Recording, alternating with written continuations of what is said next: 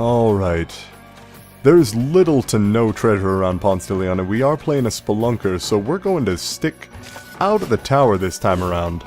And as I did mention last time, just as we were signing off, what I think I'm going to be doing is actually trying to go to the depths of all places.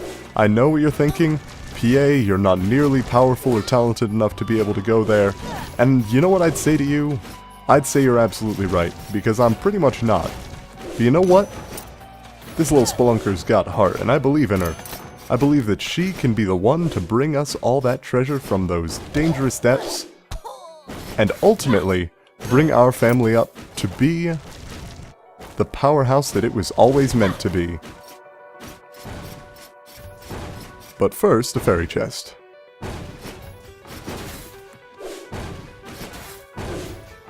Oh, damn it.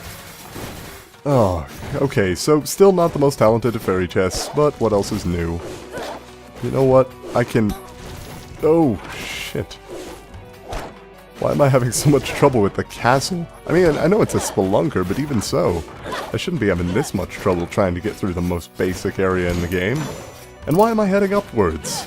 I know there's treasure here, but it's nothing that I'm really going to be able to get to. Whatever. We'll get the couple of treasure chests that are up here, and then we'll make a beeline straight for the bottom of the castle, and maybe even the forest. We might head back there this playthrough, just to see if we can't get some extra gold. Because the ability to randomize our characters might actually give us that little bit of help that we need to finally... Oh my god, why are there so many large cannons? Oh, because there are multiple treasure chests in the room. And of course, as a spelunker, an extra 30% gold base will make for quite a nice situation for us. Look at that. Look at all that gold. It's beautiful. Don't know how I managed to miss that portrait before. Probably just jumped over it inadvertently, but you know what? That's okay. Even if it's jumping over it inadvertently, we're still jumping over it, not getting hurt, so it works. Now, there's one treasure chest to our left, and another one off to our right, and this is the Maya. Ooh. Okay, let's take out the couple of ninjos, but we're not going to stay in the Maya for long. This spelunker is not the best character to tackle the Maya with, especially because there's pretty much no treasure, as previously mentioned, so let's just beat feet straight back for the castle.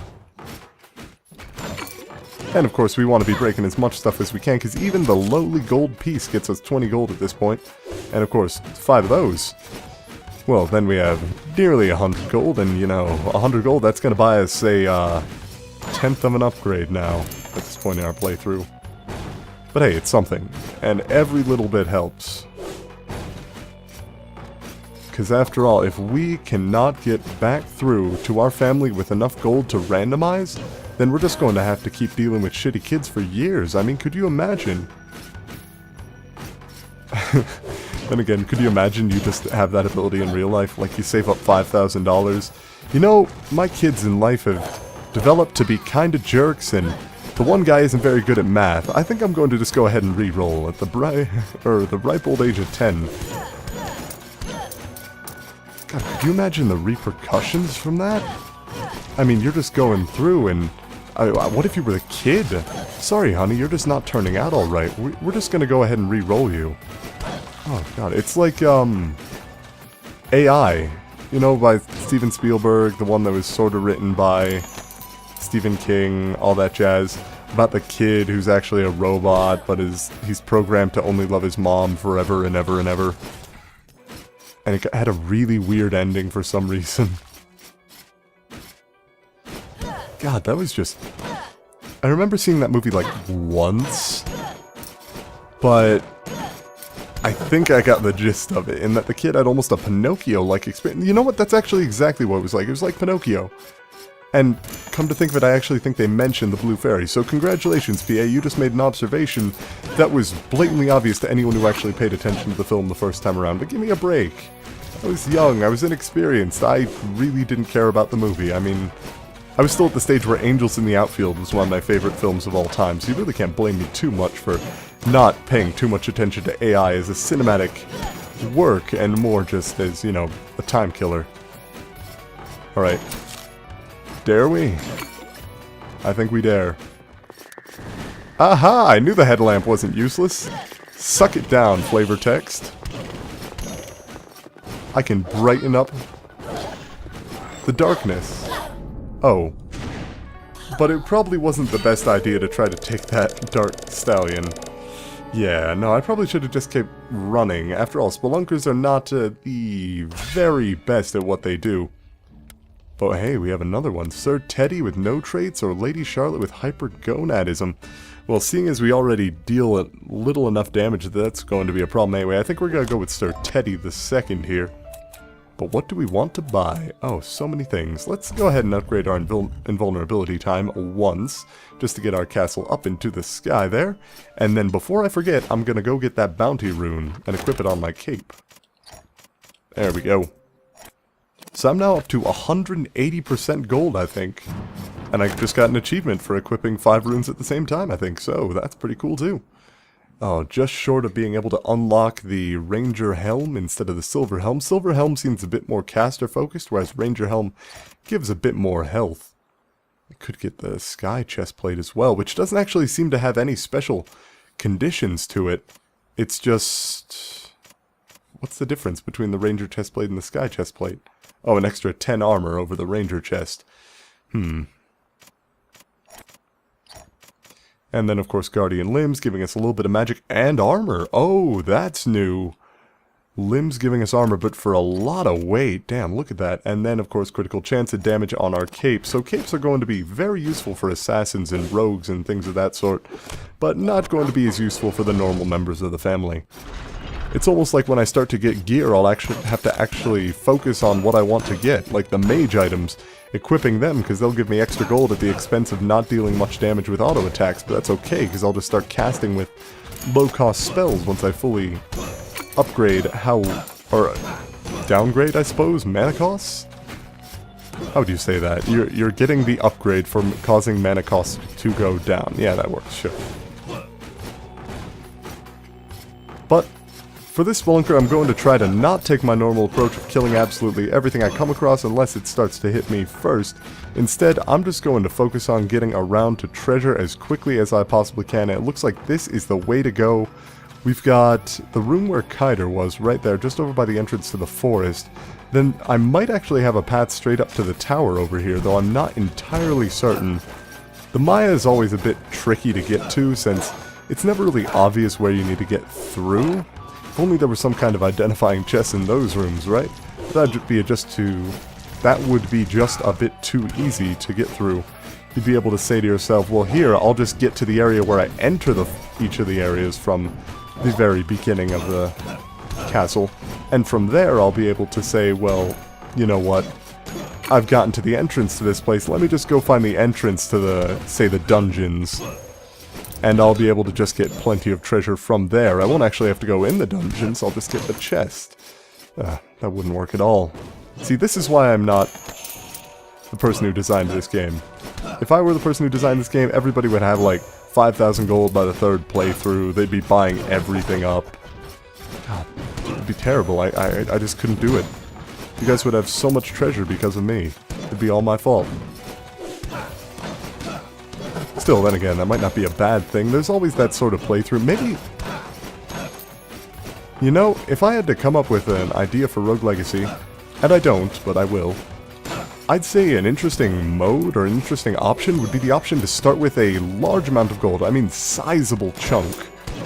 Just so you can actually upgrade as many things as you want, and then you get the challenge to actually run through and defeat as much of the castle as you can. And you can take it over as many generations as you want. It doesn't all have to be the exact same generation. You don't have to choose the survivability character and then just make sure that they get through on the very first play. But it certainly would be interesting to see, like... well, what if, say, you had 100,000 gold, or probably more than that, admittedly, given the cost of what I've seen thus far. You have to be careful. These 2 sentinels. Keeping a watch out. Oh, that's not good. Okay, now I'm down to just 1, but I'm also down to 30 health. Gotta get to that chest at the bottom, though. All the greatest goodies always lie in the chest at the bottom of chambers. Shit. Really? Oh god, my mojo, my ability to defeat the enemies is just gone as my playtime went. Alright, do we go with another spelunker? A colorblind giant spelunker? I don't think we do. Instead... I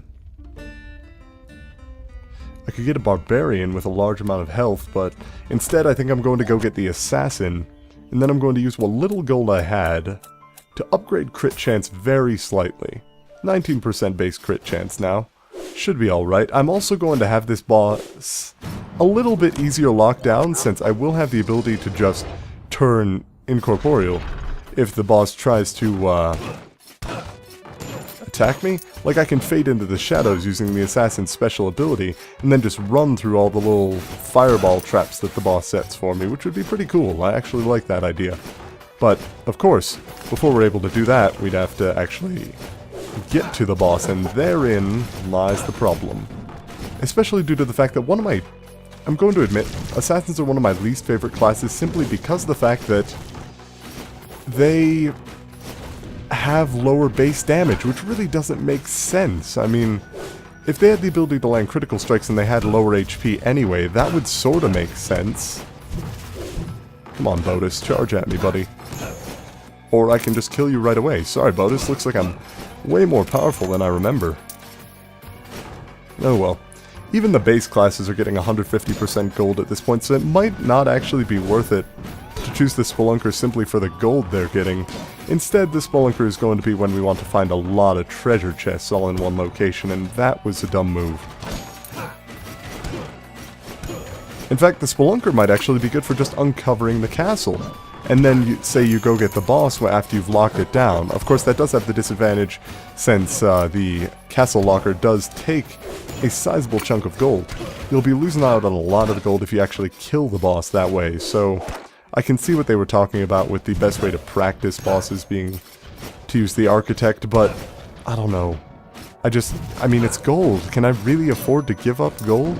80% of it? I mean, granted, I'm still earning more than 100% off of every item then, but I don't know if it'd be worth it. Gotta keep that greed going if you want to succeed in Rogue Legacy. Because, I mean, that's really the thing, isn't it? You're not really trying... I mean, you are, if you want to get down to the brass tacks, you are trying to get through the levels, you are trying to defeat all the bosses that way, but if you're just looking at the game from the very shallow aspect of it, I mean, you're trying to get money. Over generations and generations, your family is trying to get large sums of money so they can better build their castle to better train adventurers to ultimately complete the goal that I stated in the first place. But even still, you get my point. It's a game about acquiring cash. This is the best game for capitalism since the item shop game. Shit, what was it called? Racketeer. I remember because it sounded a bit like Racketeer, but it was spelled like Reset-tier. Oh, whatever. It was very fun. By the way, if you haven't gone and played that game, it's like $10, $15 on Steam. I recommend you pick it up. It's not the greatest thing if you don't like sort of dungeon crawlers, because it's got a bit of that dungeon crawler aspect to it, but it's no roguelike, and it's not going to have you going through with new gear on each and every time, but it is definitely interesting. One of the cool aspects about it being, of course, the fact that you are not the person that's adventuring, but you can hire the adventurer. Instead, you're just running the item shop, which means you get to sell them their items, and they get to do whatever they want with them. I mean, if somebody wants to buy a worse chest piece, they could do that. I mean, you could also just not sell it to them, but, I mean, who would do that? I mean, really, they're only your adventurers that you do, in fact, control, so that's probably important to note as well. I'm not a big fan of wargs, so I'm going to try to avoid the bottom of that room as my entrance point. Okay, and that's good to know. If I can hit that guy in its, in the middle of its dive, I suppose it would be called, it can immediately stop the enemy in its tracks. Yeah, no, this is back down. I'm not supposed to be going this way. Come on, just show me where the boss is. I need to get to that. My family has been upgraded a lot over the past couple of years. I think We're just about ready to face them, but not if we can't find them. Where is your master? Take me to your leader. Cliched, yes, but it is the goal. Is there an exit to this room? There is. Okay, it's on the top right side. Let's get back over there. I just have to be careful. Apparently these jokers are firing through the walls somehow. You know, I think that might be a bug too. Just the ability to, a siphon rune. Well, that's the magic rune, isn't it? There we go. Alright. All the way through. Okay, critical hit actually helping me out there. I don't rely on criticals, but hey, when they show up, I'm always glad to see them. Still, I have said before that it's not my favorite thing to have a kind of random aspect to what you're doing, and that holds true here as well.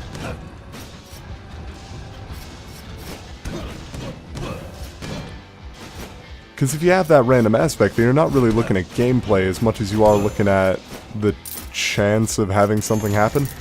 It's crossing your fingers and hoping for the best, and while that can work out to your advantage if you're lucky, I may be lucky in certain things, like when it really matters, but I'm not really lucky when it comes to games too much. Unless, you know, actual luck stats or something like that. Then I usually like to max those. I usually have decent things to attach to them, luck stats. I mean, like in Fallout New Vegas, played through that. Upgraded my luck to 9 or 10 pretty early. Just because, hey, I wanted to be a lucky guy. And then I went to the casinos, and it turns out my luck extended to the cards I was dealt. I think the actual casinos were fairly pissed at me because they did bar me from entry, but hey, I made tons of money in the meantime. Speaking of money, our little adventurer there did finally make to do that. Ooh. Hokage with gigantism. That's not going to be very good for our fight here. We don't want a giant person because they're going to have a lot of hard times trying to dodge Ponce de Leon's fireballs. At the same time, a dwarf won't really have the reach. I think I'm going to go with Lady Sonia, the Lich Queen with Flame Barrier. And what I'm going to do this time, because I'm not going to screw things up quite as royally as I did before. God, do I want to get more in Death Defy? It costs so much, though, to upgrade Death Defy. Maybe I should just get some natural armor? Or maybe I should get some actual armor and upgrade my equipment weight. Here, put it this way. I can't really equip... I don't want to unequip my chest piece or my cape. But I could get... Oh god, I only have 75 health? Maybe I do want to unequip some of this stuff. I mean, if I equip the Night Sword, yeah, I'm up to 86 health off of that and dealing a bit more damage. I'm dealing more damage. Oh. Oh, there's something. And now I'm down to 115 weight, so if I equip this, it would upgrade my magic and my armor at the expense of 45 weight, which I can't really do right now. But if I equip the Ranger chest, it would give me additional health and armor. Yeah, I'm up to 46 now. So if I got an extra, how much would that be? 135 plus 45 would bring me up to 180. So if I got an extra 3 tiers of equipment weight, next time I'll be able to equip the extra boots that give me additional magic damage, which would be quite nice, especially for a Lich or something of that sort. Since the Lich does rely so much on their natural prowess in terms of gaining HP and mana. Okay. I'm only getting 6 HP per kill now, instead of 10. I didn't think that... I mean, I de-equipped the Ranger chest... I de-equipped the chestplate and the sword. But you know what? If I can stay at high health, this might actually be worth it, since I'm dealing just a little bit more damage. Enough to one-shot enemies in the castle at the very least. But I mean, once I start to get even more... So I can turn HP into maximum mana, but not vice versa, and that's good to remember so I don't accidentally kill myself again. Which means that once I notice that my HP is maxed out, I can just press Y and sacrifice a bunch of that HP to give myself a bunch of extra mana. Which could actually work out to my advantage if I can end up with a super beefy Lich towards the end of the castle with a bunch of mana to go with. But for now, I just have to kind of focus on my gold progression and all that normal jazz. Oh my god. Though, what I am liking about Rogue Legacy, and something I'm going to point out, is that the rooms do differ it up a bit in terms of how they're arranged and what kind of enemies you encounter and how you're going to be fighting them and all that sort of stuff. And that does keep it interesting, and I like that. But one of the things that I don't like quite as much is that it seems like even in different areas, it seems to take a lot of rooms from the same sort of template. And that's alright. I mean, it just changes the tile set a bit, gives us a different template. That's fine, I can deal with that. But at the same time, it's a little bit disappointing, since it does kind of mean that, I mean, once you start to recognize more of the rooms, there's not going to be as much. I think that if they were going to keep Rogue Legacy going strong, and if they are going to continue updating it, which I don't know if they do, I think it's just a standalone title, but in the unlikely event that they provide DLC, or if they just provide any sort of additional content, I don't think it'd be a bad idea to just say, here's a bunch of stuff that we've created in regards to the... Sorry, trying to focus on the game very quickly, because I just lost a ton of health there, but it's alright, I have that health to spare. After all, I am a Lich King. Okay, I gotta... Oh, just... forget it. What was I saying? I lost my train of thought when I started getting hit. Let's see, I was talking about DLC and what they could do in the level progression and what they could do to keep things fresh. They could make new chambers. Like, if they were going to make DLC, or not even DLC, but just, new content for the game that they'd continue updating, maybe? Okay, so I just sacrificed maximum HP, but I didn't sacrifice HP that I currently had, so maybe if I'm ever down a lot of HP, I could just kind of sacrifice it into mana, because now I'm up to 210 mana, which means I can start gaining that back from potions nearby.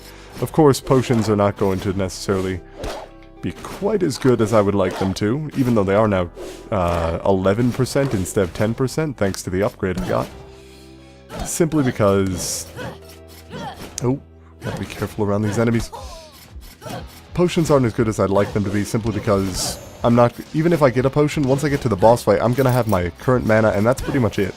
I'm not gonna be able to rely on anything else within that fight but my wits and whatever I've brought into the room with me, which is going to be a bit more interesting than the fight with Alexander, since Vampirism was definitely the way to go with a boss that spawns so many minions. That's even assuming that I make it there, though, since right now my lack of additional Vampirism is hurting me significantly, or perhaps it's just my not knowing how to correctly play the Lich. I could get Conflux, but I am going to keep Flame Barrier, since it does seem to be fairly worth my while. Though it doesn't really matter, since I'm just going to go ahead and die to a wall turret anyway. Which sucks. Oh well. So we got one more air this episode, maybe? Yeah, I can't really leave it on that, can I? Okay, we'll go with the Bald OCD Hokage with Chakram. By the way, I've watched a couple of Rogue Legacy playthroughs thus far, and apparently people don't know how to pronounce Chakram, which is unfortunate. It's a cool word. So we'll go ahead and equip that. There we go. Magic of 49, armor of 64, but that doesn't matter quite as much since we are a Hokage, and I just got Gymnophobia? Fully equipped with new equipment? Did I really have on the base feet until that point in the game? Oh, whatever.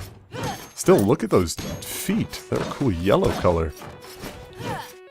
I'm assuming that if we ever get everything fully equipped, we're going to be just pimped out looking pretty cool with whatever gear we chose. I do like the fact that our gear does actually change our appearance as opposed to just giving us stats. That's always a fairly nice touch, especially in a game like this where, you know, a lot of your character is defined by who they are and admittedly what they wear. Oh my god, why are there so many skeleton bones? Oh, because you're in there, you massive jerk. one upgraded skeleton in the middle of the room, and he tossed all those bones all on his lonesome. I mean, I hate him, but points for effort. Now, we do actually have a Hokage with a fair amount of HP now, though, so that might actually help us out. We get a sprint rune for the cape. I mean, I'm not going to use it because I have the bounty rune for the time being, but maybe at such a time where I... if such a time would ever come. At such a time that I stop needing so much money. I might actually switch to some better runes for my cape and my general equipment, that sort of thing. Nothing in that room for me, though. I just gotta remember my teleport ability, because I think that in the fight with the boss, it might actually be able to help me out a fair bit. If I'm stuck in a situation where I wouldn't normally be able to get out, I might be able to just kind of teleport past its little fireball things. Oh, that'd be pretty cool, right? Imagine if I did that to kill the boss. Just kind of teleported past the fireball and turned around and just swung at it. Oh, it'd be so cool. Of course, I don't anticipate doing that since I'm not nearly that cool a person in general, but even so. We can dream, can't we? Now, I do have my vampirism enough to get me through the castle, mind, but I'm not packing all of my vampirism anymore since I do need something else to be able to fight this boss. And that something else is, by and large, probably just going to be, well, health and the ability to tank just a little bit. Not necessarily tank everything, but, you know, get a fair amount of tankiness going. That's kind of why I equipped the Ranger chestplate, and that's a kind of a symbol of how far we've come. The Ranger chestplate, we used to have to unequip everything just to put it on. And now we're just equipping it as one of our average pieces of gear. So that's pretty cool. I always loved that about character progression in games. Looking back to see all that gear that it never seemed like you'd be able to use, and then just looking at it like, yeah, that's good for me now, or even better, that's weak for me now. I love the feeling of realizing that you're so much more powerful than you used to be. Kind of looking back, which is why I love, I don't know if you, what you'd call them, nostalgia areas, retrospective areas, something to that effect. Areas in the game where they bring back all the stuff from the very beginning of the game, just to show you how far you've come. Like, here are all of the enemies that used to give you trouble for, or even better, here's an early boss that you can now beat the crap out of in large quantities. Like they put a normal early game boss up against you, and they have you face like 3 of them at once, and initially you're just like, no, this is that one boss that gave me so much trouble. But now, wait a minute. Hold on, I just realized something about the game itself. I just looked at the damage I did when I was tackling one of the enemies. It looked like I dealt additional damage as I pogoed on him longer. And I think that might be what the pogo upgrade room does. Because since that was a really nebulous upgrade, I'm not entirely sure what it was supposed to be until now.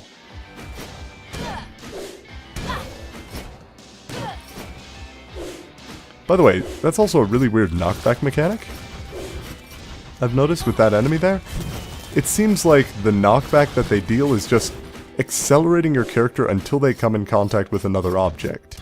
Which means that you can jump again in the air, but it won't actually change your velocity at all until such a time that you hit a wall or a ceiling or something. That I fell for a mimic. I cannot believe it. I actually fell for... that is literally just about the oldest trick in the book. The mimic chest? I fell for the mimic chest. Oh god, I'm ashamed. I should just turn in my adventurer's badge right now, just... Or I would if that was actually a thing and not just something I'd made up to try to sound... Really? There you go, suck it, Warg. Infinite shock room. Yeah, there we go. Of course, now I'm down to 19 health and I have no idea how to get to the boss, so I don't think we're going to be defeating Ponce de Leon on this playthrough, though, you know, I could be wrong. And I have, in fact, been wrong several times in the past. Oh, here we go. Dare I wager 25% of my gold? Yeah, sure. I'm rich enough already. We don't have our color correction glasses, so I can't really tell, but... Oh. And there goes 1,000 gold that I'll never see again until I earn it back through general progression. That's what I love about those sort of things. It's like, you must sacrifice a quarter of your full gold to be able to do that. And I'm just like, well, yeah, but at this point, that's like, what, 1 upgrade for me? and there's a chance to get 3 upgrades instead, I'll take that pretty much any day of the week. Now we do have a Spelunker with Dextrocardia, of all things. Or a ectomorphic electrophobic Lich with Flame Barrier, or a Spelunker with Electrophobia. You know, Electrophobia is actually pretty decent, simply because of the fact that it...